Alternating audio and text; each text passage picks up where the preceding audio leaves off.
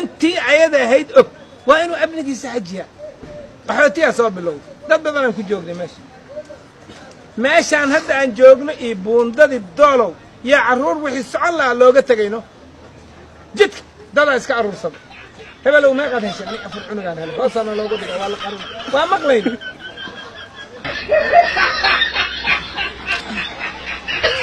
reegada ilmaha carruursada waa looga tegay cunugu iska wadaan sidii xoolo baadiya camal maaragtay yaa nin rababa ma lehe haddana in jidka looga taga maan rabno intaan yartaa hadda inta ka joog intaan laymaan lahayn annaga digli mirfil intaan miyay ahay aan iswarsanna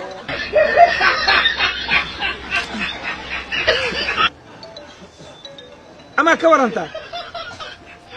war sheega dadka meeshay aadeen intay ka rooreen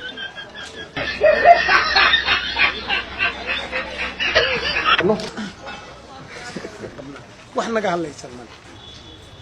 beeraha nagaa noo baxaayo wixii ilaahayna siyaan helaynaa nin walba dahabshiilu tagayaa iyo maxay ahayd amal miyay yuu tagaaya suulku meel saara $100 hirig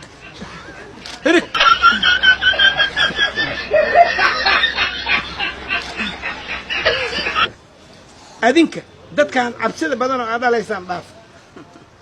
waxaa idinku ogi dad geesiya oo run sheegaya inaad dhashaan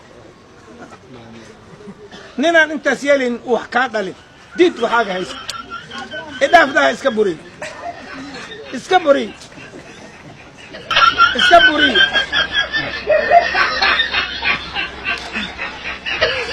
askartoo waxaan dejistay xanaanato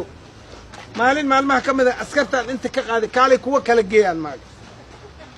meeshiiba haddaan tagnay oo baaburka soo fuulaan anna marka maya bedelba ma ahayn shaqaan rabaa inaan geey shaqada soo qabtaano aan soo celiyaan rabaa 500 oo naagood 1000 naagoodan soo baxday adeero kuwaan hanaga wadi dibaan u waraystay mukhtaaraan waraystay arrinta nin walba 5 moobeel buu leeyahay naagna wuu ka guursaday kaararaa loogu ridaa askartaydiiba shabeellada hoostaa laga keenay wir ha dhaqaaqeen hadda wir ley meeshii ka wada naagna waa helay kaarna waa helay ayadaa keenayso moobeelkaan ii gurti kan gurti kolli waa ogday balka dhan saas waa